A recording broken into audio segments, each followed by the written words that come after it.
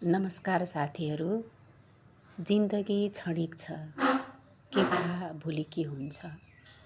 परमात्माले दिनुभएको हाम्रो यो सुन्दर शरीरलाई हामीले भगवानको श्री चरणको ध्यान गर्ने, गुरुचरणको ध्यान गर्ने, उहाँले दिएको शिक्षामा हिँड्ने, गुरु मन्त्रको सदुपयोग गर्यौँ भने हाम्रो जीवन अवश्य नै सफल हुनेछ।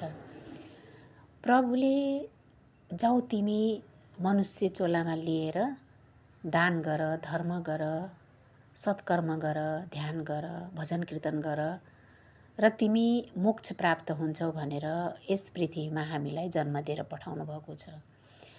अनगिन्ती प्रभुको संरचनाहरू, प्रभुले दिनुभएका थुप्रै जीव जन्तुहरू छन्, तर मनुष्य भनेको एउटा सर्वश्रेष्ठ प्राणी हो र हामीले भगवानको ध्यान र चिन्तन गर्न सक्छौँ।